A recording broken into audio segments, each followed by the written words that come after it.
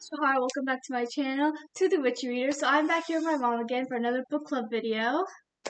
This month was Crooked Kingdom.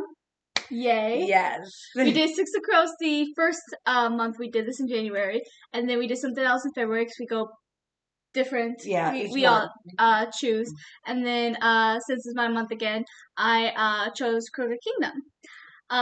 We are adding a third person to our book club. Yes. My aunt, My her sister. And so mom will be choosing next month, and then the month after that will be my aunt. Yeah, I'll be choosing in April. We'll be doing a different kind of video to have her kind of like a video chat sort of style because she lives in Florida. But these videos are still going to continue. So let's start. Okay. So do you have any comments you want to make on Crooked Kingdom? There's one part that I like because I've seen the Shadow and Bone series, and I like the fact that they brought in Jesper's dad in the book, and they didn't do that in the series. Because Shadow and Bone series is technically before the events of Six of Crows. But I like that. But I really liked Wyland and Jesper getting closer, and there was a part where Jesper ends up kissing Kuwei because he thought it was Wyland, and I laughed. I also got teary-eyed when Matthias died. Yeah. Even though I knew it was coming because you told me about it a while back, but still I told her about it before she ever decided to read Six of Crows. Yeah. And then when I read it, even though I knew it was coming, it just broke my heart when he ran into Nina's arms. I just had to see you. Just had to see you. She's like, why? What's going on? He goes, nothing. I just had to see you. And it's like, it was heartbreaking. It really was. It was. What about you? Well, I love them humiliating Jan Van Eyck. Yes. Them being able to make him look like he's the one that took all that money, and then Wyland doing that little trick to make everyone think he can read. And I love the little detail when even Wyland figured it out because Wyland didn't realize it at first. When Wyland and Cass had broken into the safe, he finds out at the end of the book that Cass had replaced the will to add Wyland's name into it. I like that. That was a nice twist that I wasn't expecting. But I like the fact that Jesper tells Van Eyck that he said I can read to him, and he decides to literally stay there at the mansion and with Wyland and help Wyland run the Van Eyck Empire. Yeah, and that was great. I loved that. I also like because Cass, as everyone knows who's ever read Six of Crows, I don't even know how to put it into words. He's Cass. But I love how you start seeing how much he actually does care about these crows, about his gang, even though he does not want to admit it. Obviously, we knew he cared about Inej pretty early on. And Jesper recently early on as well, even though he hides it more with Jesper. Yeah. But even with Manco kind of thing. Yeah. Even he felt upset about Matthias dying, and the fact that he gave Nina Matthias a share of the money as well, I thought was really sweet. That was amazing. And how he replaced the will for Wyland so that he could inherit everything because he rightfully should have in the first place anyways. And I love that because in little acts like that, without him saying, you matter to me, he was showing it and doing this. He knew that Wyland deserved his dad's money, especially after everything his dad did to him. And to do that, yes. That was so sweet. I like that. He said that Nina deserves his share. And then Nina was like, yeah, and I'm going to do something good for it. So she's going to do something in honor of Matthias. So that was pretty good. And then his relationship with Jesper is a little bit more complicated. But I love because during their big blowout fight, and he calls Jesper Geordie. Oh, yes. Because at the end of the day, he sees Jesper as his brother. Jesper might annoy him. Like brothers. Yeah, but he loves Jesper. I also like when he was talking, his and Inej's last scene at the very end of the book, when he makes a comment, he was like, tell Jesper he's missed around the slat, whatever it's called. And Inej, in her point of view, is like, that's as big as a big hug coming from Cass. And it was just really sweet. It showed that Cass cared and missed him, even though he can't outright say it, because he's still Cass. Then Inej, her and Cass not being together was heartbreaking. Well, it Because kind of leaves an open ending to the possibility. Because they actually were, because they touched hands at the very end without his glove, and they did this whole thing about her meeting his parents, and it wasn't like a sure 100% yeah they're together, but to me it was kind of this let's try and slowly get somewhere sort of thing, which was nice. I did make a comment though on here because as I was reading a couple scenes at the very end of the book, I was like, this is giving me tiny Fast and Furious 5 vibes. One, because they weren't sure they got the money in the end, and then boom, Cass is like, yeah, we have the money, which is like when they opened the safe. Oh, that's but right, right. Also, with Cass giving Nina Matthias' money reminded me of when they gave what was his name? Vance? That was his name. Vince, right? Vince's wife his money because he didn't survive. Yeah. It just gave me some Fast and Furious vibes. I didn't think about it like that, but you're right, it was. Because they he's like, well, I figured they only needed this amount, and I kept this amount for us, and it was like, wow, okay. And now they're set for life. You know? They don't even have to do all the crap they've done. But they still do. Of course, because it's still them. And I think part of it is the fact they love the thrill. They love the thrill. I know that's a big part of Jesper's character. It's mentioned several times. Another thing I loved was when they were still hiding out, shortly before they were starting to put these plans in motion, and Violet asked Jesper if this is the life he wanted, and Jesper's like, yeah, it is. I love the fighting and the running and the thieving and whatever. And then he kind of pulls Violet close, and he's like, but that's not all I want. Just for Violet are personally my favorite couple. I think they're adorable. Is Cass and Majesty your favorite after you had 6 girls, or did you switch up? I think they're pretty much tight now, but I just love Cass. Don't even ask me why. I just love him. I just love the way he does everything. It's like I'm not going to show you. Yes, and he's outsmarting guys that are like triple his age. And it's like. He was a poor farmer when he first started, and then he started pretty much running the barrel. Yeah. And then by the end of the book, he was, the master in chief. He was a millionaire, ran everything. And I like, I think it was in the book because I also reading the book made me get in the mood to watch Shadow and Bone, but only the Six of Crows parts.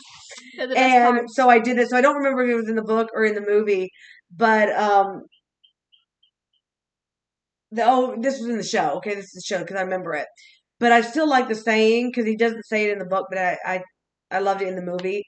He makes a comment and he says, "Some people drowned you." While others lift you up. And I love that saying because it's so true, Yeah. All in all, it was a good book. Yeah. And originally, I had no desire to read it, I got her to watch Shadow and Bone forever ago. I think around the time season 2 came out. I don't remember how I got her to watch it. But I did. And then because so when I first read Six of Crows, this was years and years ago, I fell in love with the crows, okay? Shadowbone was okay. I got into the story. I read it, but Six Crows I fell in love with. She used to go around the house saying, crows are superior. It was annoying. She outlawed the word superior from my vocabulary for a while there. But then after she watched Shadow and Bone, especially now after she read Six Crows, she kind of understands where I was coming from. Because they are superior. They are awesome. I also love the friendships between everyone. Yeah, I love the group dynamic, but also individual friendships show too because it shows how much they actually care about each other, how important they are to each other. They may not say it all the time, but they mean the world to each other. Yeah, and I like because I think it starts out like with Kaz, Jesper, and Inej, and then they needed a Heartrender, so here comes Nina. They needed a demolition because- person, here comes Wylan. See- And then Nina brought in Matthias, and next thing you know, it was the 6 of them because their love for each other just manifests everything. It was Because great. the thing is, did start out with Inez, Jesper, and Kaz. None of them actually, was born in Kerch, I don't think. Yeah. But they all ended up there and all ended up having kind of crappy lives, especially Inez and Kaz went through a lot of hell. And then Wylan and Nina gets thrown in this life, and they did little jobs for the two of them, but they weren't part of their crew. They just did little things to get by. Until this Ice Court heist, where they also needed Matthias, so they and then it became the 6 of them. And even though the 3 of them didn't really fit in with the 3 of them, they somehow formed this crew. I also love the banter. They learned how to fit in. Yeah, because like with the banter, it's like they all are, well, they're smart butts. And Matthias really wasn't. He was kind of like a straightforward, no nonsense type person. And then they were all making these dumb butt jokes and whatever, these little nasty crap. And then he'd be like, "You guys are horrible. You guys are horrible." And then he became one of them. Yeah, the more the book goes on, and Nina's like, "Aren't you going to say we're horrible?" He's like, "What's the point?" And yeah, so that shows how he was becoming more like them. Yeah. He was becoming one of them. Yeah. It was really nice. And like I said, I love the individual friendships as well. I love Nina and Nedge's relationship, and Jesper and Kaz, even though theirs a bit more dysfunctional, but I also love Jesper and Nedge as well. Yeah. So there's a lot of great friendships. Yeah. I do like the fact that with Nina and Inej being the only girls, that they formed a relationship. Yeah, and they became very, very close and cared a lot about each other, so that was nice. I like when they first saved Inej from being kidnapped, and Nina made a comment about giving her some of her sweets, and everyone kind of looked at Nina, they're like, "You don't give anyone your sweets!" And she's like, "Well..." She probably thought she deserved it after what she just went through. But I like the fact that when they rescued her, Kaz kept asking if he hurt her. He asked her several different times. And she kept saying no, no, no. And as I'm reading it, I'm thinking to myself, he was definitely worried about her. Yeah. And because how long was she in captive? For a while, right? For at least a few weeks, if not more than that. I was actually less than that. Oh, it was really? like maybe a week at most. Okay, I thought it was more than that. But anyway, he was threatening to break her legs and stuff like that. And she was able to talk herself out of it. But it was kind of heartbreaking when she even started losing a little faith in Kaz at that point. She was like, he hasn't come and got me yet, so maybe he's not going to. And then when he finally did, it's like a realization, like, how could you ever thought he wasn't going to? Yeah. Because I know she's got to feel it, that he cares, because even though he's no nonsense or whatever, he bends over backwards a little bit for Kaz and Jesper. Inej and Jesper? Oh, yeah, Inej. But another thing I love are the character developments. Something I told my mom before is I do love a good redemption arc and stuff, but the character developments that I think are underrated are the subtle ones. Whereas, like, they don't completely change who they are because it is who they are, but they grew. And I love those subtle things that you can only notice if you actually pay attention. Yeah. And I feel like all of them grew. Like, Jesper started out as this playboy who flirted with literally men and women, and then settling down with Wylan, yeah. Matthias obviously had the biggest character arc, if you ask me, with the fact that he went from this hating everyone to wanting to hunt Grisha to falling in love with Grisha and wanting to change the way they see things. And because he looked not only did he hate Grisha, he looked down on people like Kaz and Jesper and Wylan and all them. And then next thing you know, they mean the world to him. Yeah. They mean more to him than his own countrymen did. Nina growing up in a place like Ravka full of royalty and people who also look down upon people like Kaz, and then becoming one of them and choosing them in the end because they were her crew. Yeah. And they understood her. Not just her power, but her. See, that was the problem. In her home village or whatever, they care about your power. They only wanted her power. They didn't care about Nina as a person. And even though the reason she got with the crows was because Kaz needed her Heartrender power, but he saw her as a person. Yeah. And Cass even grew a little bit with the way that he started out wanting to say that he didn't care about anyone, but even by the end he was starting to show in little acts that he did care. And he was able to touch an edge without his glove. He was able to basically admit that he missed Jesper and stuff. And the way he, like we said, those couple little acts of kindness he did, like giving Wyland the Empire or giving Nina Matthias' money. Which was a surprise because I didn't see the whole Will thing at all until him and Wyland were talking about it. I was like, huh, and that shows you, like I said, he may not be able to tell someone that he cares about them, and he may not be able to show it a whole lot. But a lot of times, you don't have to tell someone you love them, doing little acts like, hey, be careful, or put on a jacket. Stuff like that. That's telling someone you care without saying you care. Yeah. And the fact that he, like you said, he fought tooth and nail to get Inej indentured paid off so that she could be free, even though he wanted her to stay with him. He knew how much her freedom meant to her. So I love the fact that he worked tooth and nail for that. He found her family and she didn't even know that he was looking for them. And then the whole Will thing with Wyland, and then excuse me, and then I forgot the other thing I was gonna say. What's the other thing he did? Giving Nina Matthias' money. Yeah, giving Nina Matthias' money. I mean, because he could be, because when it first started, that's the kind of man he was. He's kind of selfish. He only cared about money. He only cared about this, and he had trouble showing it. But by the end of the book, even though he couldn't show it in the other acts that he did, you could tell how important you had become to him by the little things that he did for you. One thing I also love was Wyland and Jesper's first kiss. Their actual first kiss, since it was originally with Kue, because I love, because Jesper was always the one that was flirting with Wyland, doing anything just to rattle him and make him blush and stuff. But then in the end, it was a game to him at first. It was, but then in the end, it was Wyland that actually made the first move and kissed Jesper. And that was good. What do you think of Kue's little crush on Jesper?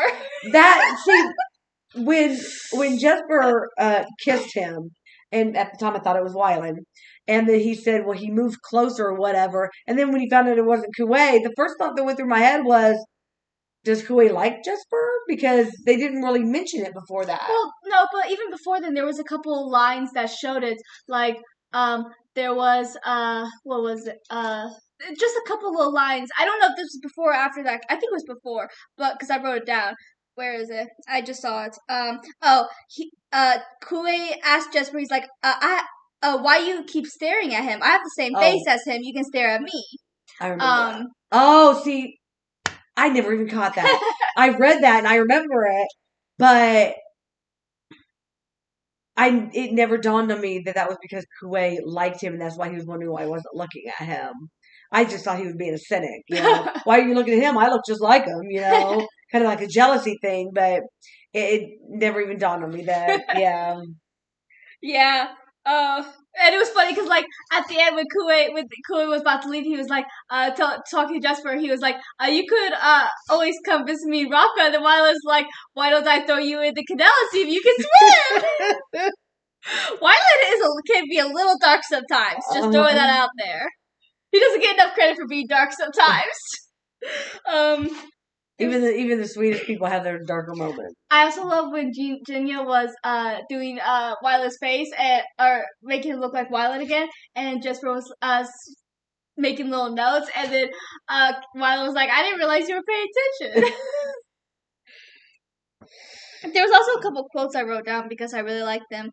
I like this one. They don't know who we are. They don't know what we've done and what we've managed together. So let's show them they picked the wrong dang fight. And what was the other one? I just saw it. Oh, this one was in Nedge's point of view. She said she has chosen to live freely as a killer rather than die as a slave. I really like that quote. Yeah. I also like what Matthias said when he said, "Isn't that how things are done? We tell cats we're fine and do something stupid," and the judge was like, "Are we that predictable?" He's like, "Yes." Like I said, their banter. Yeah. So next month is my month to pick a book. It's the month of April. And so our April book is going to be The Witches, Salem, 1692. It's about what happened in Salem during the witch trials. So that's the book that I chose for the month of April. So yeah, that's what. And hopefully my sister will be on board with us. Yes. So. And then the following month after that will be her pick. So. Yes. Yeah. But all in all, obviously I like the book. I've reread it a few times already. So, but since this is your first read, what do you think altogether? I liked it. I really did. The Crows really, they really got me. Like you said, their banter back and forth, their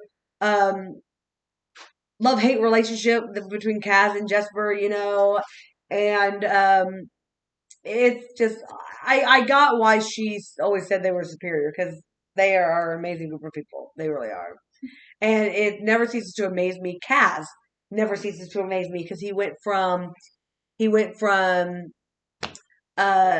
this little farm boy to running an empire, and he managed to outsmart everyone. Yeah. And I was telling you the other day that I was like, imagine if his brother wouldn't have died and he would not have ended up on that ship with all those dead bodies. He might not have become the man that he became. Granted, the whole not being able to touch anybody is upsetting. But other than that, he became a very, very, very strong man. And he became very in tune with the people around him. And he's able to see the bigger picture. Even though he looks selfish, like, all I care about is money, all I care about is this. In the end, he wants to destroy those who've destroyed people he cared about. Like, he wanted to destroy, was it that Helene lady? Yeah. And then he wanted to destroy Van Eck. And then he wanted to destroy Pekka Rollins. And a lot of that is because, well, first of all, they were very wealthy people who were very selfish. But in the end, it was also because of the fact that they had also hurt somebody that he cared about. And he wanted to make them pay for that. Yeah. So. Yeah.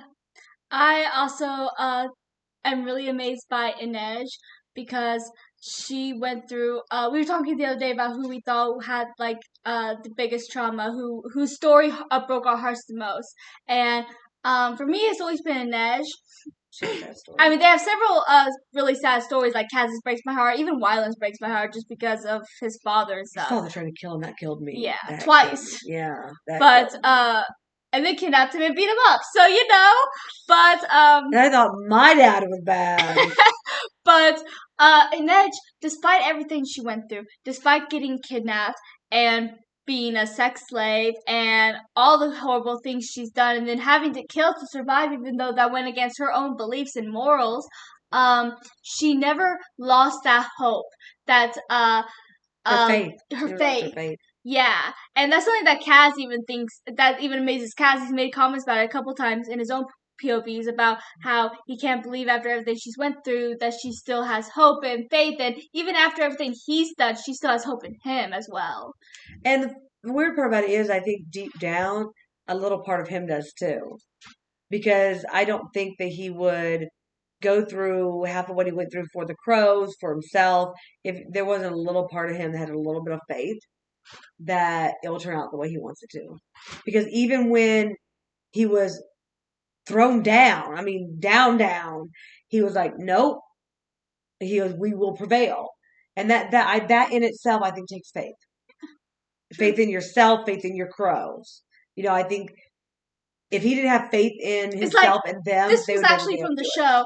But something Inej and season 1, Inej and Kaz were talking, and Inej said, if not gods, then what do you believe in? And he says, myself. But then he says, and you, and Jesper, my Crows.